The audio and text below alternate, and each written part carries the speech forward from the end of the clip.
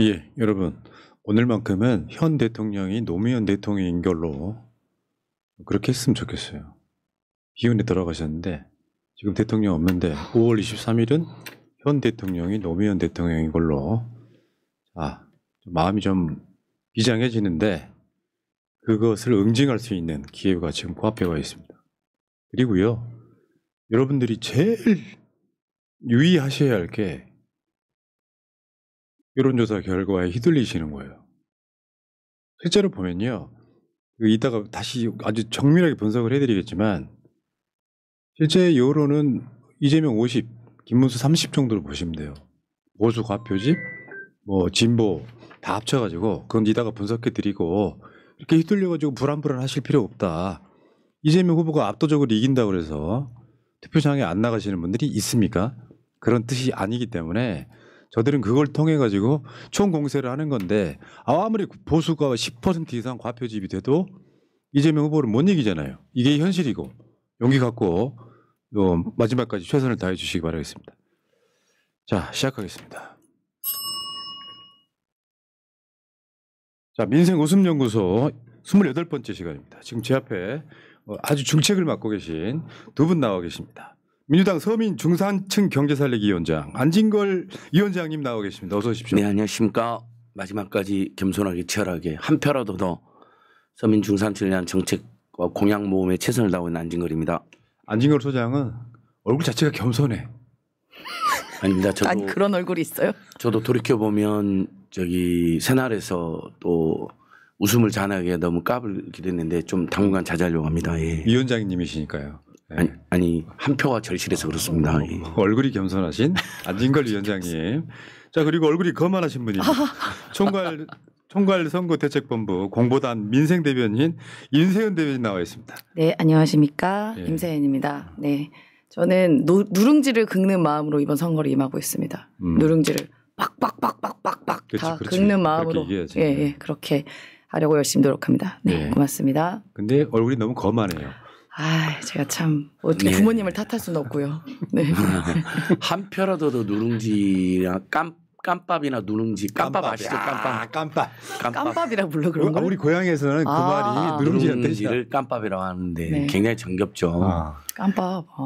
그 쌀 한 톨이라도 누룽지 하나라도 긁고 있는 임세현 민생 대변인님 오늘 아침에 뉴스원 매체랑 인터뷰하신 것도 봤고요. 지난번엔 더 팩트랑 인터뷰에서 기사도 크게 나왔습니다. 네, 그러니까요. 이재명 후보의 민생 경제 공약을 아주 효과적으로 홍보하고 있는 분으로 옆에서 제가 지켜봤습니다. 두 분은 선대의 중책을 맡고 계시고 저는 이미 2개월 전에 이재명 후보랑 단일화한 사람. 그러니까요. 단일화한 사람이에요. 이 새날에 나오셨고 단일화 하신 건가요? 이미 단일화를 선언하셨습니다. 제발 단일화 좀 해줘 그래서 그럼 단일화 해드릴게요.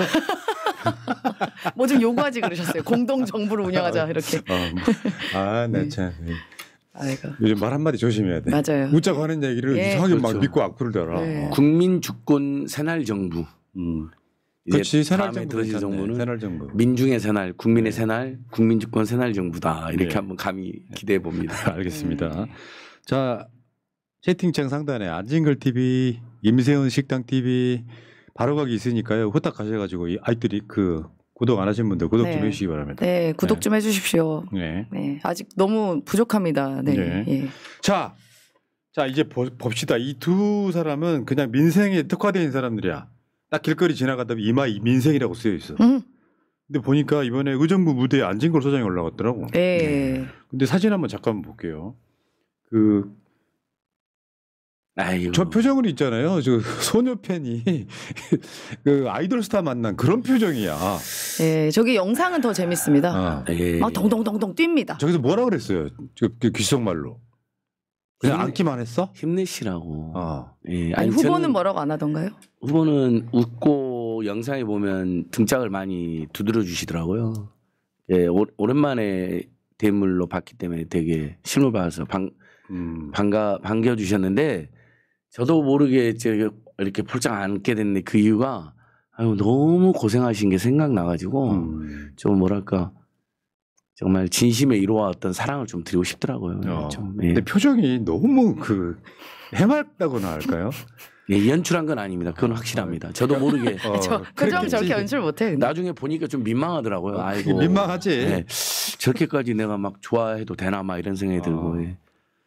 아무튼 이제 후보님이 정말 잘 됐으면 좋겠습니다. 선대위를 다 떠나가지고요. 그냥 민생을 한 사람으로서 예. 적임자. 예, 그건 확실하고요. 예. 예. 그리고 지금 이재명 후보 이제 지지연설한 거죠 지금. 예, 의정부 유세 때 도착 직전에 제가 마지막으로 이제 지지 연설을 해서 시간을 끌면 후보님이 제 연설을 들을 수 있었는데 시간을 끄는 게 좀 저기서 몇 분 했어요?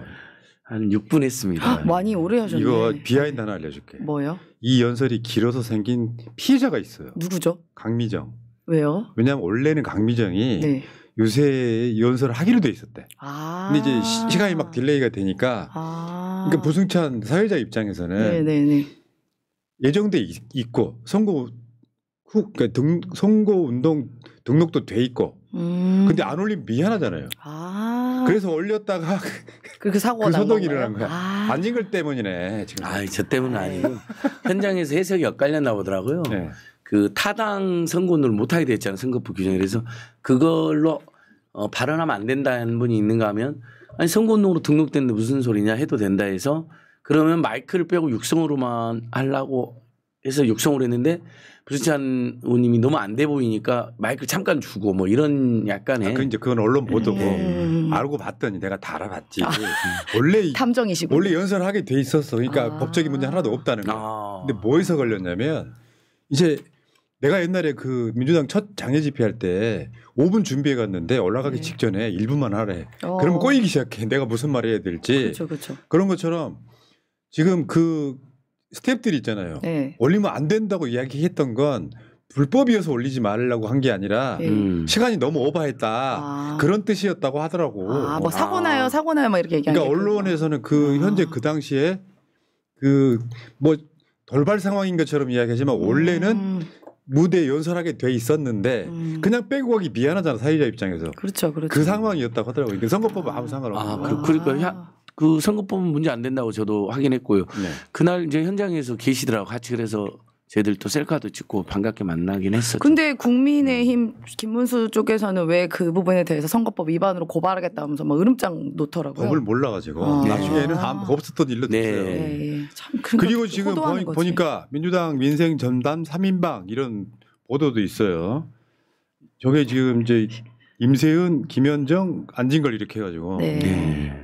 저희가 그러니까 민생경제연구소 전직 현직 이렇게 해가지고 모인 거거든요.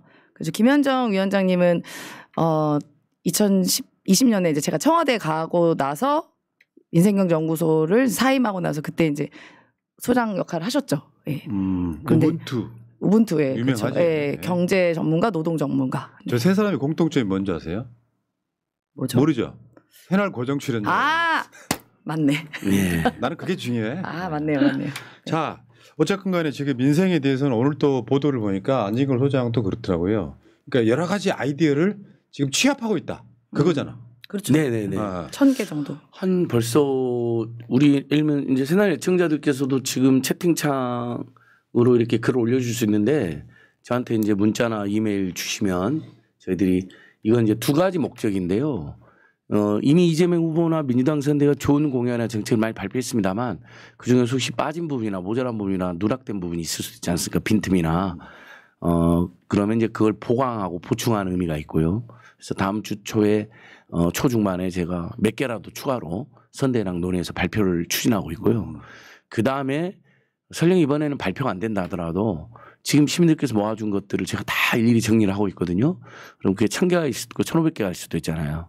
그러면 이제 새 정부가 출범하면 정책이라든지 민생을 담당하는 분들에게 시민들이 이렇게 애써서 직접 연락 주신 것들이다 하고 뭐 무의미한 것들 정말 뭐 너무 황당한 것들은 이제 일부 제외하고 이렇게 백서처럼 시민 정책 백서 해가지고 이렇게 새 정부에서 잘 반영이 될 수 있도록 또 이렇게 제출해서 두 가지 용도로 쓸 예정입니다. 제가 10년째 밀고 있는 공약이 하나 있는데 공약에 안 들어가더라도 꼭 한번 해봤으면 좋겠어요. 네, 말씀해 주세요. 민생과 관련이 있을 수도 있고 교육과 관련이 있을 수도 있는데 더 중요하죠. 국공립 대학 등록금 무료. 그 진짜 필요하고 많이 대학만. 예, 예. 지난 선거 때도 밀었는데 예. 채택되지 못했습니다. 국공립 대학 많지 않아요. 예. 거기 등록 그냥 무료로 그냥 가자. 그렇죠. 그건 제가 이제 반값 등록금 국민본부 만들어서 활동할 때 2010년, 11년 그때도 특히 지방 국공립 때부터 무료로. 그럼 지방으로 학생들이 인재가 더 많이 가는 효과도 생기거든요. 그래서 그건 당연히 해야 될 정책이고 그 비슷한 이제 정책들 뭐 서울대를 10개 만들기 전국적으로 서울대 그 특권을 깨기 위해서 그다음에 지방 국공립대 수준을 서울대 수준처럼 상향해서 그게 조희연 전 교육감 주장인데 이번에 이재명 후보 공약으로 채택이 됐더라고요. 그러니까 그런 식으로 지방의 국공립대를 경쟁력을 강화시켜서 지방 소멸, 인구 소멸을 막고 근데 거기다가 만약 지방 국공립대가 그 무상교육까지 하면 더 경쟁력이 생기겠죠. 그 두 가지는 충분히 그 믹스를 할 수 있을 것 같아요. 그래서 지금 우리 앵커님 말씀하신 거 바로 푸나님 말씀 바로 제가 지금 메모를 하고요. 우리 애청자들께서도 010-2279-4251 저기 문자로 좋은 제안 주시면 010-2279-4251 2279-4251 문자로 네. 전화를 못 받아. 아니, 전화를 문자. 직접 받기도 하는데 전화 이제 못 받는 경우도 있지 않습니까? 방송이나 강의나 유세 중에는 그러니까 문자는 근데 제가 이렇게 뒤로 가면서 그걸 계속 거슬러 올라가면서 계속 다 보고 있거든요. 보면서 정책자 모으고 있습니다. 그러니까 이게 지금 이런 게 있어요. 그 아까 교육일 수도 있고 민생일 수도 있다는 게 등록금은 계속 오르고 윤석열 정권 들어서 또 올랐단 말이에요. 네. 물론 국가가 그걸 억제해주는 측면이 있긴 합니다. 보통 어느 국가나. 근데 웬만한 선진국들은요. 공부할 의지가 있는 사람들은 평생 언제든지 고등학교만 졸업하면 대학에 갈 수 있는 그런 분위기가 있어요. 미국은 약간 자본주의 정글 같고요. 그렇죠. 뭐 독일이라든지 유럽 쪽은 그렇기 때문에 최소한 교육은 국가가 책임져야 되는데 사립대학까지는 못한다고 치더라도 국공립대 정도 몇 개 되지도 않아요. 사립대에 비하면. 그랬으면 좋겠고요. 자, 이번에 논란 잠깐 됐던 거 카페 점주들 커피 원가 120원.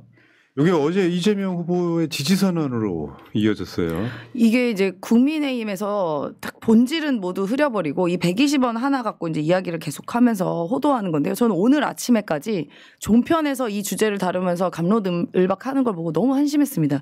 지금 이 원가 120원의 그 앞뒤 맥락을 보면 그 계곡 정비 사업 했을 때 그 과정에서 설득하는 그 계곡에서 장사를 하시는 분들을 설득하는 과정에서 본인이 이런 예시도 들고 했던 것을 그냥 이야기한 것에 불과한 거예요. 그걸 어느 자영업자를 폄하하거나 폭리를 취한다거나 그런 의도도 없었고 그런 것도 전혀 아닌데 자꾸 이거 갖고 이야기를 하더라고요. 이거 매우 비생산적인 저는 논란이라고 보고요. 그러면서 또 국민의힘 쪽 특히 김문수 후보는 이 관련해서 뭐 본인은 어디 동탄에 누구 아빠 또 여기 가서는 누구 아빠, 준수 아빠, 준수 아빠, 뭐 누구 아빠 쫙 다 터뜨려서 완전 조작이. 그래서 이렇게 분노하고 있다라고 해서 여론을 이렇게 조장했는데 실제로 또 그 커피 이 전문점을 하신다는 분들이 몇몇 단체가 뭐 성명서 냈다는데 그런 단체는 없다고 하잖아요. 유령 단체라고 지금 여겨지고 있죠. 그래서 어제는 진짜로 이 커피 가맹점 하시는 분들이 그 인태연 옛날에 전 자영업 비서관 청와대 옛날에 문재인 정부 청와대에서 자영업 비서관께서 지금 그 자영업장 관련된 선대위에서 역할을 하고 계시거든요. 그분 진짜 실제적으로 그분 자영업자들을 중에서 커피 하시는 그 연합회를 이렇게 모으셔가지고 단체로 지지 선언을 했습니다. 그 마무리가 됐죠. 그러니까요. 네. 자, 저는 이렇게 봐요. 그 문제도 있지만 지역화폐 하면 떠오르는 사람 누구요? 이재명. 그리고 국민지원금 하면 떠오르는 사람 누구요? 민생지원금 이재명. 그 모든 혜택이 사실은 자영업자분들한테 돌아가요. 맞아요. 네. 근데 그걸 싹 지우고 5년 전에 커피 원가 120원이었다. 물론 그 표현 숫자가 잘못됐을 수는 있어요. 그것만 딱 보면 제가 자영업자한테 들은 이야기거든. 커피숍 점주한테. 우리가 폭리 취하는 사람이란 말이야. 이렇게 호도하지만 여기 나오는 것처럼 정치공세다. 실제로 자영업을 위해서 정말 꾸준히 노력했던 사람은 이재명 후보인데 이걸로 그러니까 카페 점주분들이 모이셔갖고 우리는 이재명 지지한다 이렇게 선언을 하게 된 거죠. 네, 맞습니다. 그 다음에 이제 너무 이게 정말 말도 안 되는 시비 건 거라는 게 사실 그러면 골목 상권은 어떻게 살릴 것이냐. 누가 더 내수를 활성화할 것이냐. 누가 중소상공인들 더 보호하고 육성 지원할 것이냐.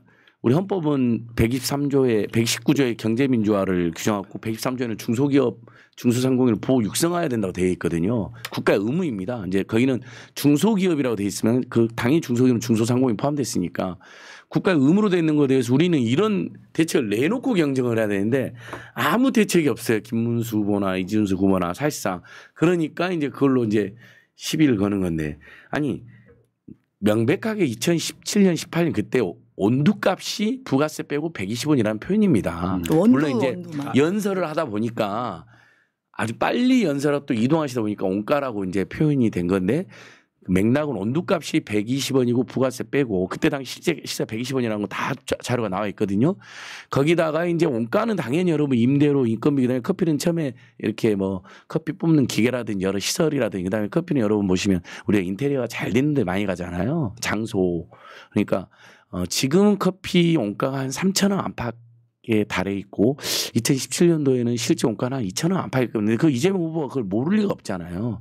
다만 온두값이 상당히 저렴하니 그걸로 우리가 카페 계곡에서 바가지 씌우고 요거도 듣지 마시고 차라리 커피 업종 같은 업종도 굉장히 온두값은 저렴하고 거기다가 노하우 맛있게 또 멋진 장소에 또 인테리어 잘하면 상당히 장사 잘 되지 않겠냐라고 권고드리고 그걸 도와드리겠다고 응원하는 차원에서 말한 것을 카페 주인들이 폭일치하고 있다는 거로 가짜로 이렇게 뭐라고 하면 어떡합니까? 그러니까 이제 어제 커피 사장님 두 단체 다 오래된 단체들이에요. 그동안 쭉 봤다. 국민의힘은 자영업자를 위한 정책이 없었다. 만나주지도 않는다. 민주당은 늘 만나줬고 늘 함께 줬다.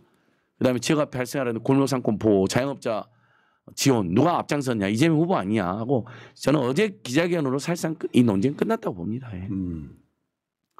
자 그렇습니다.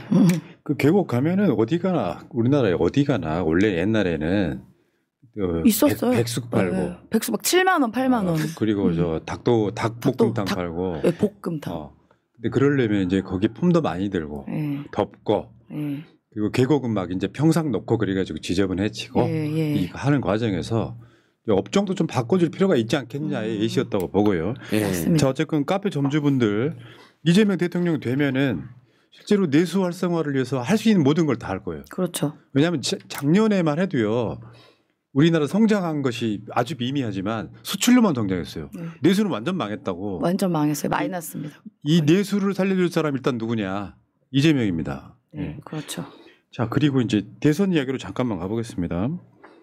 지금 사전 투표가 6일 남았어요. 6일. 아, 진짜 얼마 안 5월 29일입니다. 다음 주 목요일이고. 오늘 재국민 투표 오늘까지입니다. 6일 남았는데 현 상황에 대해서 아까 여론조사 이야기를 잠깐 해드렸지만 면밀한 분석은 이따가 시사방송에서 하겠지만 실제로 여러분들 있잖아요. 제가 계속 해왔던 이야기예요. 저쪽이 지지율이 올라오긴 할 거다. 그러니까 합쳐져가지고 올라오는 기간이 있는데 여론조사는 언론들이 이런 거라니까요. 여론조사 결과표를 딱 보고 그걸 설명해 주는 게 아니라 단순한 숫자만 가지고 선동을 하는 거예요. 야 많이 따라가고 있네 이런 거. 뭐 골든 크로스 된다 뭐 이러니까지도 나오고 있습니다. 지금 현 시점은요. 제가 최근에 나온 여론조사 다 분석한 결과 여론은 꿈쩍도 안 하고 있습니다. 실제로 보수 가표직 같은 걸 다 보정했을 때는 이재명 50, 김문수 30, 이준석 10 미만 정도로 지금 고정돼 있다고 보시면 돼요. 근데 이제 예를 들면 오늘 한국갤럽은 너무 보수가 튀었고 1,000명 중에 110명 이상 많으면 어떻게 해? 그러니까요. 의미가 없고요. 나머지 여론조사들 있죠. 그러니까 좀 약간 소위 말하는 잡 여론조사들.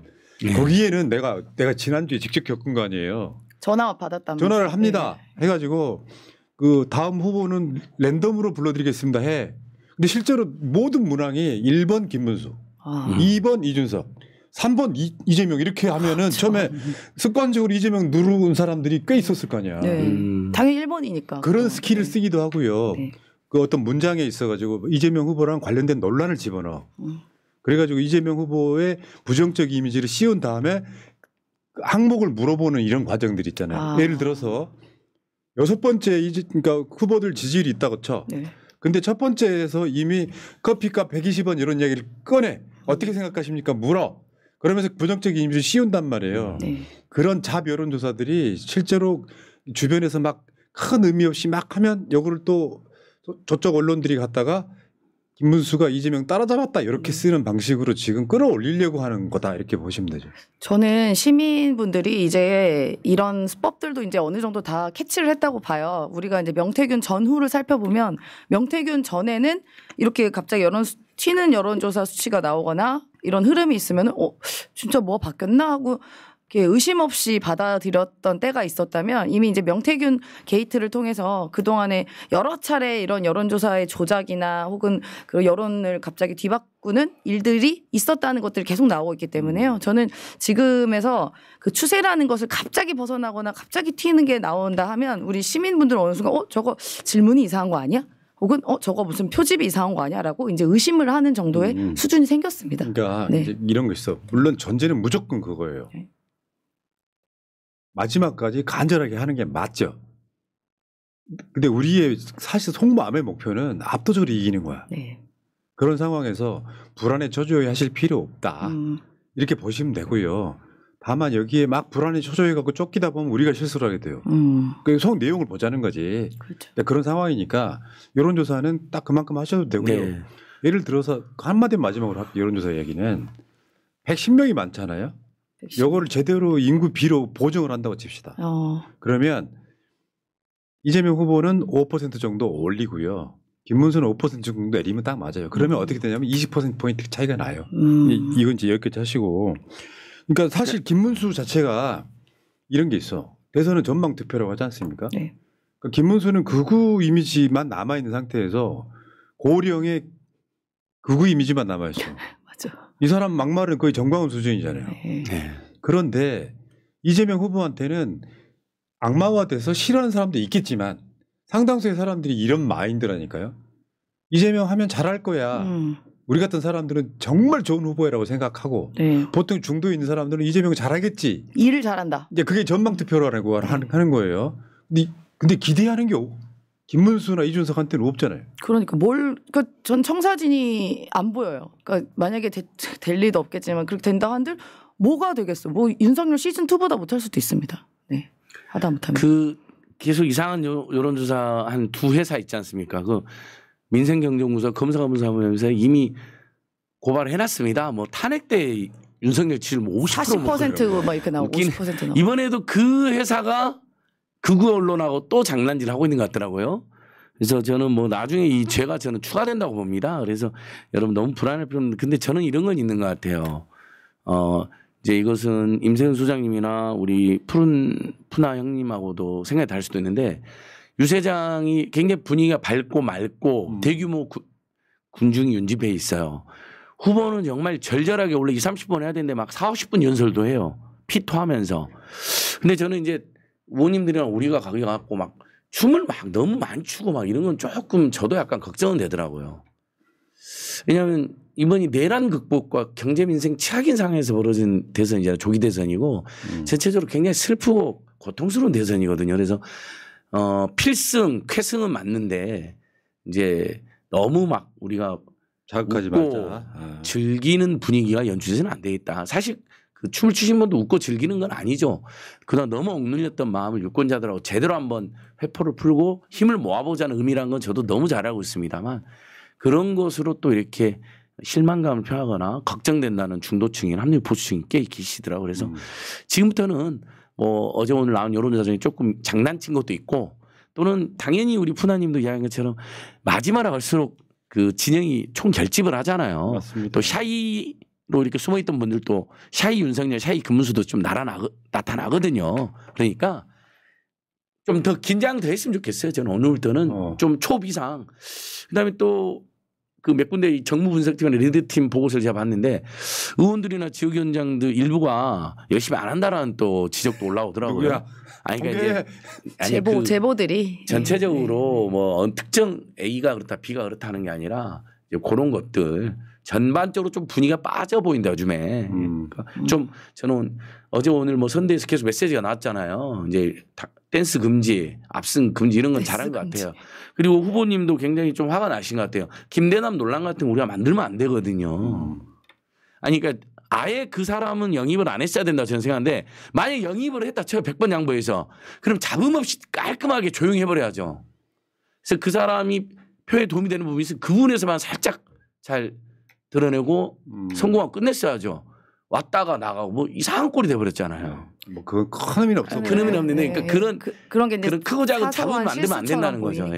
예. 왜 이제 무슨 빅 텐트를 만들어 갔더니 뭐 소위 말하면 뭐 여기가 잡탕이냐 뭐 이런 얘기를 하시더라고요. 그런 얘기까지가 있는 거 보면 그냥 원래 대선 때는 별의별 일이 다 일어나는 건 맞습니다. 완벽하게 가는 건 불가능해요. 네. 정말 많은 사람들이 같이 가는 선거이기 때문에 그런 상황에서 저는 그 이야기 하고 싶은 거예요.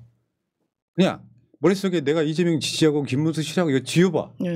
누가 다음 대통령이 됐을 때 우리나라를 좋은 나라로 만들겠느냐 생각하면 떠오르는 사람 하나밖에 없는 거예요. 그러니까요. 예.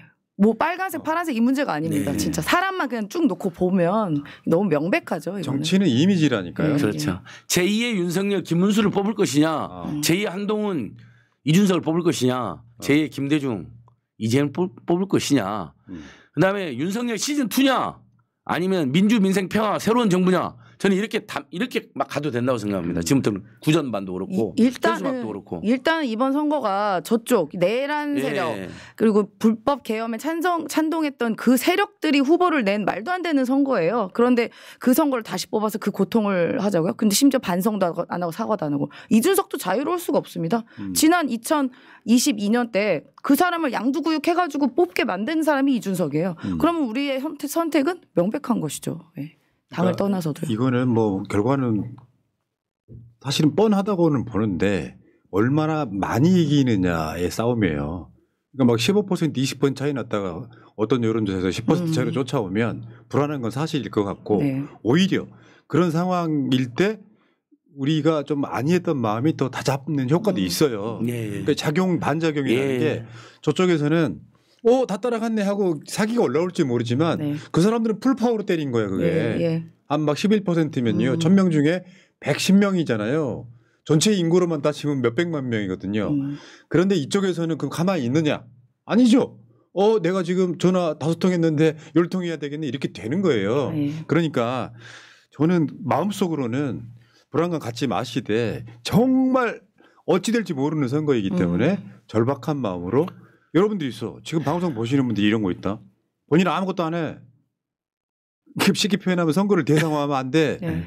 대상화하면 안 된다고. 그렇죠. 내 선거라고 떼야 돼 이번에는. 방송을 보시는 분들은 내가 선거 캠프라고 생각하셔요. 맞습니다. 언행 조심하는 건 그런 거야.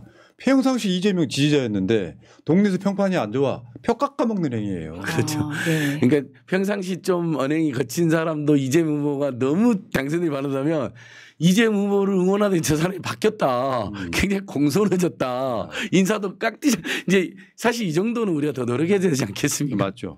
그래서 그렇게 해서 한 표라도 더 절박하게. 저쪽은 이제 이런 측면이 있어. 뭘 해도 안 되니까 솔직히 국민의힘도 김문수가 부끄러웠던 거잖아. 그래서 한덕수로 바꾸려고 그랬던 거잖아. 그렇죠. 그러니까 이 사람 자체가 상품이 좀 약간 골았어요.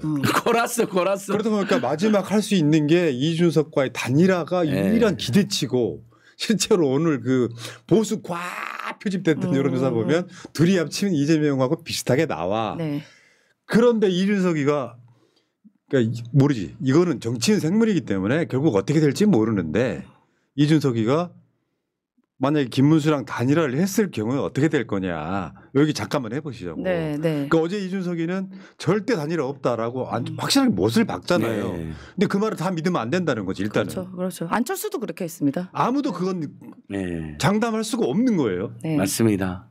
장담 안 되고 이준석도 그동안에 본인이 했던 말 뒤집은 사례가 뭐 한두 번도 아니었고요. 안철수 같은 경우에도 본인이 토론 끝까지 본인은 완주하겠다. 아니면 손가락 자를 겁니다. 뭐 이런 얘기까지 했는데도 그다음에 그렇죠. 윤석열이랑 단일화를 한 거 아니겠어요? 본인이 손가락 자르겠다고까지 얘기했는데. 그러니까 이준석의 말도 못 믿겠지만요. 이준석도 지금 명태균한테 코치를 어떻게 받는지 모르겠어요. 끝까지 갈지 안 갈지. 근데 어제 이명수 기자와의 그 보도에 의하면 아마도 그 명태균에 의한 코치에 의하면 어제 본인이 안 하겠다는 말은 그거를 더 많은 걸 갖기 위한 하나의 도구로서 그렇게 얘기했다는 식의 명태균의 발언이 있더라고요. 만약 그 코치를 그대로 받는다면 어떻게 보면은 이준석이 안 하겠다는 말은 저쪽한테 야, 더 큰 거 내놔봐. 더 큰 거 내놔봐. 요렇게 들린다. 근데 이런 게 있어. 되게 약간 코미디 같은 거예요. 그냥 서로 말빨로 따지면은 이준석이한테 김문수 먹힙니다. 스타일이. 근데 김문수는 이런 거요. 그 폭로 나온 것 중에 국민의힘 친윤 쪽에서 이제 단일화 해주면 당권 주겠다 하니까 네. 어제 잘 알려지지 않은 이야기인데 김문수가 한 말이에요. 당무 우선권은 나한테 있는데 그러니까 맞아요. 뭐 이런 개념이 들었어요. 있는 거고 네. 이런 상황에서 지금 이준석 입장에서는 계속 재고 있을 거예요. 계산을 하고 있을 거라고. 네. 그러니까 이준석이는 국민의힘이 안철수 만났잖아요. 만난 만났죠. 이유는 관심 없으면 안 만날 리가 없는 거거든요. 그런 방식으로 해가지고 자기 근수를 올리려고 하는데 얘는 지금 자기가 이준석 입장에서는 10% MBS 갤럽이 됐다라고 이게 무기로 삼아서 내가 이제 바람 불기 시작하면 김문수를 먹을 수 있어. 그게 어느 정도 시점까지 가느냐. 다음 주 초중반에 여론조사가 어떻게 나오느냐가 변수일 텐데 이런 상황에서 이준석이가 쉽게 양보하지는 않겠지만 네. 막판에 가도 아마 이번 주까지가 단일화 시한 그 투표용지 인쇄잖아요. 네, 그러니까 다음 주에 하면 굉장히 좀 단일화 효과가 떨어지는 건 맞다. 그리고 실제로 두 단일화에 관련된 여론조사를 해봐도 전부표 한쪽으로 가지 않는다. 네. 안 갑니다 절대. 절반 가까이 이재명 후보한테 절반도 오는 안 것 갈 것 같은데요. 같아요. 네. 이준석을 지지하는 사람들이 김문석을 좋아하는 사람이 많지 않을 겁니다. 근데 저는 그래서 이준석이 단일화 안 할 거라고 보는데 근데 항상 조심해야죠. 왜냐하면 이준석 입장에서는 마지막까지 뭐 설령 합쳐서 지더라도 당권을 장악하는데 뭐가 더 유리했느냐를 저는 가늠한다고 보는데 지금은 이준석 입장에서는 김문수가 참패하면 단일화 안 해도 자연스럽게 한동훈이 아닌 이준석한테 저 당이 무릎 꿇고 들어올 거다 이렇게 생각할 가능성도 높거든요. 그렇지 않습니까? 김문수가 참패하면 저 당은 난리가 나고 쪼개질 거고 한동훈이 접수하려고 할 텐데 친윤이나 반한동훈 세력이 절대 한동훈이는 안 되거든요. 그러면 이준석 손잡을 가능성이 높죠. 이준석은 굳이 지금 안 들어도 되거든요. 그러니까 단일화 안 해도 되는데 워낙 그 뭐라 해야 됩니까? 이 뺀질거리고 그 꼼수가 많은 존재들이기 때문에 마지막에 경계는 해야 된다고 봅니다. 저는 진짜 이게 너무 한심한 게 이 두 가지 면에서 참 지적을 안 할 수가 없는데요.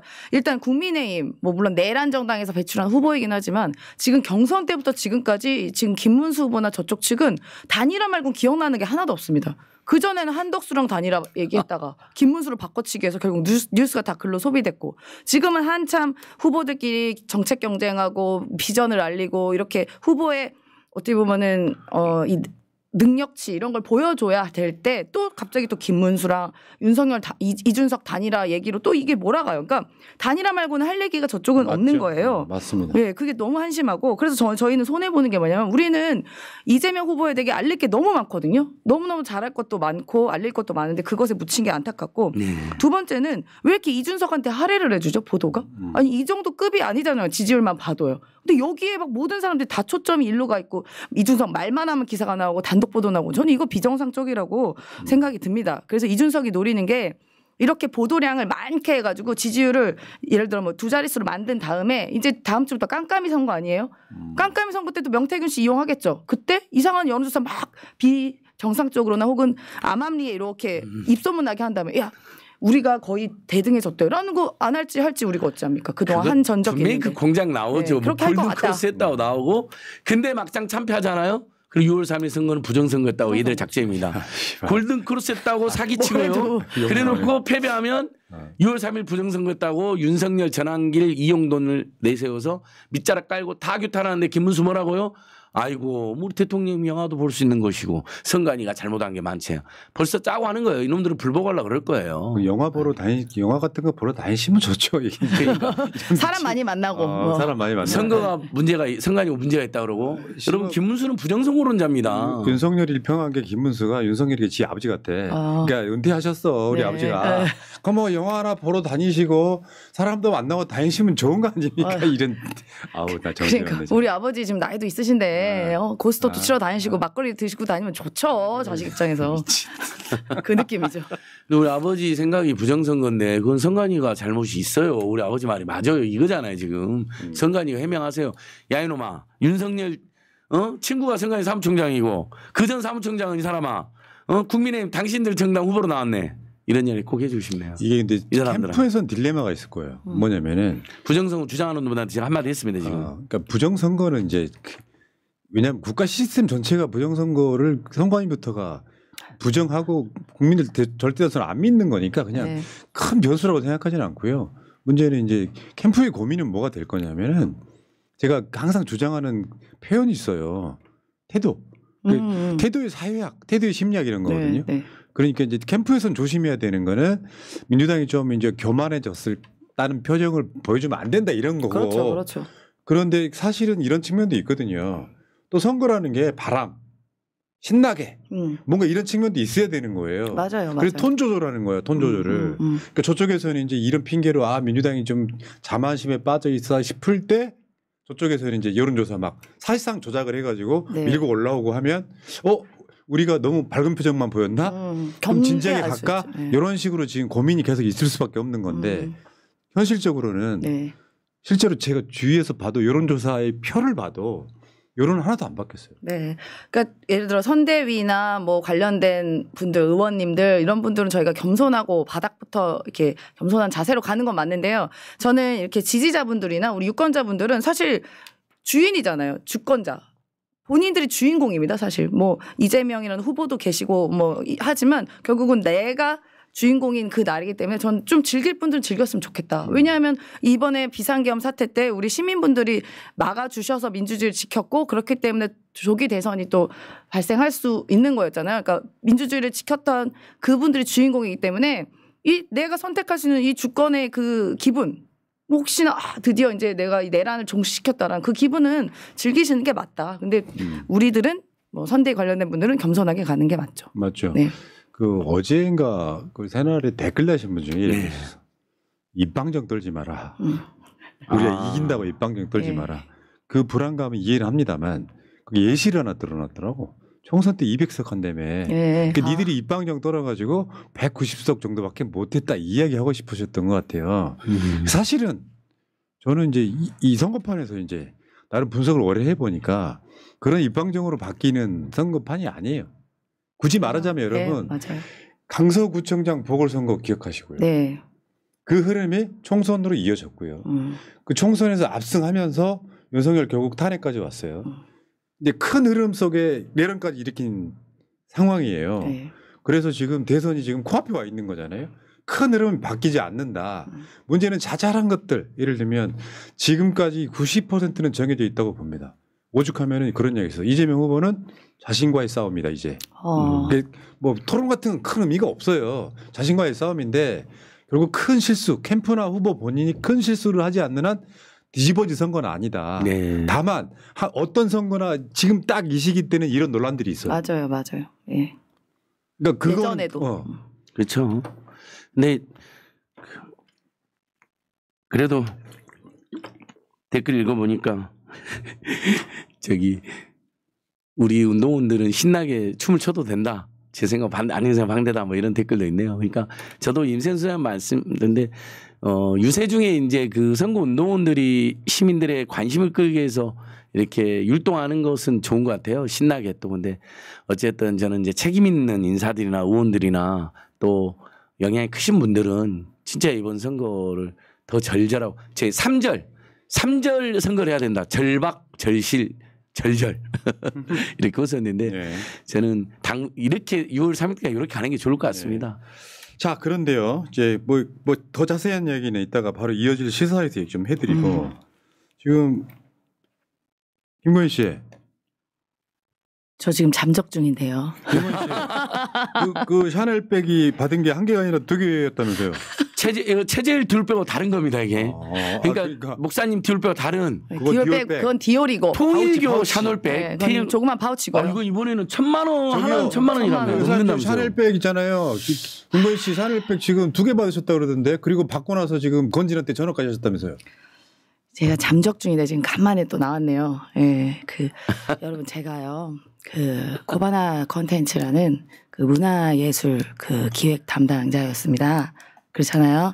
그런데 저는 자코메티를 되게 좋아해요. 자코메티. 자코메티는 뭐냐?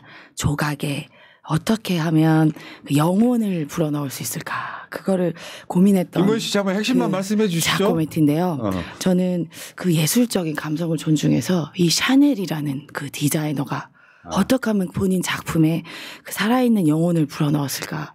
그것에 굉장히 관심이 많습니다. 하나 갖고는 안 되더라고요. 왜냐하면 그 분석을 하려 보니까 하나 갖고 안 돼서 두개 받았어. 이게 종류가 이게 그 가죽의 모공 크기도 다르고 그 시침질의 간격도 다르고 해서 내가 분석해서 이 영혼의 흐름, 인간이란 또 과연 무엇인가라고 하는 형이상학적인 그 예술의 흐름을 읽어야 돼요. 그건 정말 예술품에 대한 저는 예의라고 생각합니다. 그 잠깐만요. 하나 갖고는 안 돼요. 김건희 씨. 네. 근데 왜 두 번이나 바꾸셨어요? 그게 이미 분석한 게 하나가 있어서 걔가 동일 작품이더라고요. 그래서 다른 작품이 다른 작품이 좀 정말 필요했습니다. 이런 논리를 들고 나올라. 네. 모공이랑 한 땀 한 땀이 다릅니다, 여러분. 네. 혹시 저 임세훈 소장은 네. 샤넬백 있어요? 저요? 있어요. 있긴 있어. 있어요. 옛날에 산 거. 옛날에. 증권사 다닐 때 산 거. 지금 들고 다니기 좀 거시기한 아유, 그 너무 낡아가지고 못 들고 다녀. 저 처박혀 나가지고. 당근에 넘기면 얼마쯤 나올까요? 아니 그것도 사실 저 옛날에 친척 언니가 본인이 이제 유학 간다고 저 주고 간 게 있는데 그겁니다. 그거. 네. 근데 관심이 별로 그걸 없어요. 비서관이 한 것처럼 몰아가는데 많은 국민들은 두 가지로 김건희가 바꿨을 거라 생각하더라고. 하나는 야 저거 뇌물 증거고 작물이니까 범죄 물건이니까 갖고 다니 끌끌으니까 바꾸되 더 비싼 거로 바꾸자 이렇게 그리고 더 좋은 거 그 이야기를 하대요. 명품 전문가들이 하면 딱 백을 보면 저게 얼마짜리인지를 정확히 다 알고 그래서 저 정도의 정성보다 더 좋은 걸로 바꿔가지고 자기가 해먹는 그 만족을 하는 뭐 그렇게 두 가지 심리가 작용했을 거라 하더라고. 비서관이 지가 받아가지고 더 비싼 걸로 바꿔 먹었을 리는 없지 않습니까? 지 돈 내가지고. 저는 딱 그냥 본능적으로 딱 느낌이 왔어요. 그게 이제 두 개를 바꿨다는 거 아니에요? 하나는 100만 원 더 주고 바꾸고 하나는 200인가 300 더 주고 바꾸고 했던 건데 딱 첫 번째는 이미 있던 거야. 그게 모델이 같아. 내가 이미 딱 작물 창고 열어보니까 이미 있어. 옛날에 작물 창고.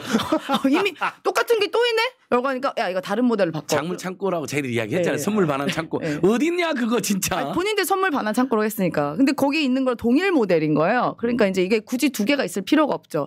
그런데 이렇게 이 샤넬 같은 그런 비싼 물품은 안에 교환증을 줍니다. 근데 그 교환증이 그 물품보다 싼 거로는 반환을 못 해요. 왜냐하면 깡이 될 수 있으니까. 그러면 그거보다 비싼 것만 아니면 동일 가격만 그 교환이 가능하거든요. 그럼 딱 가서 싼 거는 반환하면 뭐 안 되니까. 그러면은 야, 이 모델보다 좀 더 비싼 거 어디 있어? 한 100만 원 정도 더 보태서 약간 사이즈 큰 거 산다거나 아니면 전보면 맥스로 산다거나 이런 식으로 산 거겠죠. 그렇게 해서 저는 하나가 그렇게 있다고 보고요. 두 번째는 마음에 안 들었어, 디자인이. 딱 보더니 야, 이 디자인은 뭐 옛날 구식 디자인이야. 뭐야. 그래서 마음에 안 들어서 바꿨다. 저는 이 두 가지 심리 말고는 그 언니의 생각으로는 해석이 안 됩니다. 이 두 개가 맞을 거예요. 그리고 그러니까 그 건진이 불었잖아 사실상. 네. 통일교로부터 내가 이걸 받은 건 김건희 주려고 받은 거야. 그렇죠. 그 검찰에서는 잃어버렸다고밖에 할 수가 없었다. 그럼 결국은 전달했다는 거거든요. 옷도 잃어버려 그거 도대체. 아니 6천만 원짜리 목걸이도 잃어버리고 샤넬 백도 두 개나 잃어버리고 그러면 합치면 대략 8천만 원 정도 되는데 아니 그럼 보통 우리 비싼 국산에서 비싼 차 있잖아요. 뭐 G 시리즈 뭐 제네시스 시리즈 이런 게 8천 정도 해요. 풀옵션 하더라도. 네. 그러면은 우리가 길 가다가 차를 잊어버렸다 있으면 우리가 가만히 있습니까? 다 신고하잖아요. 이게 그 금액 합치면 거의 그 중형 세단 비싼 차의 가격인데 그걸 어디다 잊어버려요? 제발 그 우리 새날 앞에다 좀 잃어버려 주세요. 우리 좀 가져가게 줄게. 그러니까 최재형 목사님 겨울병은 어디가 있죠? 그것도 제가 이게 연결 관계가 있습니다. 이번에도 이제 샤넬이 1,000만 원짜리를 이제 돈 주고 바꿨잖아요. 네, 하나는 1,000만 원 네. 약간 아래, 하나는 1,000만 원 대충 이상 이렇게 나오대요. 그렇게 바꿨는데요. 그 디올백 때도 우리가 이런 문제 제기를 했어요. 이명수 기자와 문제 제기한 게 뭐냐면 이들이 원래 그 선물 반환 창고 있다고 말을 했는데 디올백 때문에 이렇게 전 나라가 들썩들썩 했으면 전 세계까지 알잖아요. 디올백 갖고. 그러면 내가 이거 원래 그냥 주려고 갖다 놓은 거다라고 그 해석대로 내놓으면 돼요. 근데 일단 문제는 거기에 시리얼 넘버가 명백하게 물건마다 다릅니다. 그럼 새 걸 사와서 바꿀 수가 없어요. 그럼 그 시리얼 넘버를 이미 이명수 기자가 다 갖고 있단 말이에요. 그러니까 새 걸 사올 수가 없는데 그럼 기존에 갖고 있던 거 주면 되냐? 안 되는 게 이런 식으로 바꾼 거예요. 다른 물건 좀 비싼 걸 바꾸든지 이렇게 바꿨기 때문에 이미 걔가 행방불명돼서 몰라 없어. 어디로 갔는지 몰라. 네, 그래서 못 갖다 내는 거다라고 우리가 그때 이명수 기자랑 저희랑 추론을 했죠. 예. 네. 똑같은 거야 이번에도. 근데 진짜 이번 선거는요 어떻게 말하면 이재명 후보의 능력도 우리가 강조를 해야 되지만 네. 김건희 심판 선거야. 예, 예. 사실 알고 보면. 김건희가 안 나와요, 진짜. 그러니까 지금 그런 거잖아요. 그러니까 숨어 있었는데 김용태가 얼마나 멍청한 사람이에요. 그렇지. 배우자. 갑자기 배우자 토론 이야기하자 그러니까 전부 다 스물 나와. 김건희 때 뭐 했는데 보니까 그 사람이 김건희 특검법을 4번을 다 반대하거나 기권한 사람이에요. 그러니까 비겁한 자죠. 그래놓고는 분위기가 너무 안 좋으니까 갑자기 또 김건희 비판했잖아요. 그러니까 계속 김건희가 거기다 윤석열이 결정타로 부정선거 영화를 보러 갔잖아요. 그래서 김건희 윤석열 선거가 돼버린 거예요. 김용태하고 김문수하고. 김건희 내가 안 그래도 윤석열은 김용태 걔가 누구야 이랬대잖아요. 그리고 이제 김건희는 아 진짜 저놈 나 지금 가만히 이른바 지금 숨어서 집거하고 있는데 왜 또 나 나오게 하고 있어 엄청 분노했을 것 같아요. 과대망상으로 자기가 소환을 받으면 김문수한테 악영향을 끼친다는 과대망상에 빠졌는데 아니 악영향은 맞죠. 본인이 그래도 윤석열보단 나아요. 그래도 정무 판단이 돼. 내가 나오면은 표 떨어진다는 건 알아 적어도. 아니 소환 조사를 받으면 그래도 지금이라도 소환 조사 받으니까 김문수 쪽에 유리하지 않을까요? 아이, 무슨 소리 얼굴 비치는 순간 비호감인데. 근데 그렇긴 해도 김건희 입장에서는 살떨리겠다. 내가 봤을 때 윤석열이는 이제 뭐 2판 4판일 것 같고 그러니까 막 부정선거 영화도 보러 가고 그럴 텐데 사실 지금 사전투표가 6일 남았고요. 본투표까지 합치면 한 10여일 후에는 인수위도 아니야. 네, 바로야. 바로 정권이 들어서는 상황이 되면 지금 현재도 검찰들이 김건희 지금 한 3개 정도 이제 검찰에서 지금 수사를 하고 있잖아요. 그러니까 대선 끝나자마자 부른다는 거잖아요. 이렇게 되면 그냥 김건희 구속이에요. 바로 구속이죠. 법정 구속될 수도 있죠. 야, 그러니까 뭐 구속 그 전에 구속될 수도 있겠다. 소위 말하면 감량이 안 되는 사람이 내가 정권 잡으면 뭐 그랬던 그 자가 와, 그 통일 대통령 명신이라는 영화 있잖아요. 신명. 아 왜 그래? 모르고 하신 거죠? 아니 그게 아니고요. 이게 아니라 신명. 잠깐만. 명신 계속 명신인가 명신인가?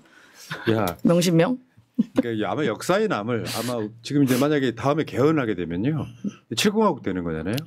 그러니까 그런 드라마나 이런 게 시리즈로 만들어지면 참 제일 재밌을 편이야 내가 봤을 때. 이거는 넷플릭스에서 판권 사가야 됩니다 우리나라에. 이게 너무 시리즈가 많이 나올 거예요. 뭐 그 이벤트 시리즈도 있을 것이고요, 작살 시리즈도 있을 것이고, 디올 시리즈, 샤넬 시리즈, 이 한 사람의 시리즈가 없이 수백 개가 나올 거 아니에요. 양평 고속도로 시리즈. 그러니까 임세은이 영리에 김건희 시대가 주니까 이제 점점점 김건희 시대가 저물어 가니까 요거 이제. 소형교로 갈아탔잖아요. 갈아탔어요, 바로.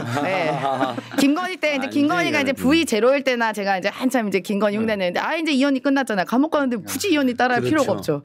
이제 나쁜 사람 이걸로 가야지. 그렇죠. 김문수도 범민주 세력 중에 소형교를 제일 쳐주잖아요. 자기를 대선으로 만들어준 사람이라고 지켜세우잖아요. 그랬더니 서영교 의원님 영등포 유세장에서 만났는데 자기 이야기했다고 엄청 열받으시더라고요. 김문수가요? 자, 알겠습니다. 잠깐만요. 김건희한테 자꾸 소환해야 돼. 안진걸님께서 안진걸님이요? 안진걸님. 네네네. 새날 200만 가져와. 임세은 식당TV 10만 바로 가자. 서민 중상층 경제 살리기 위해 좋은 정책 공약도 제안해 주세요.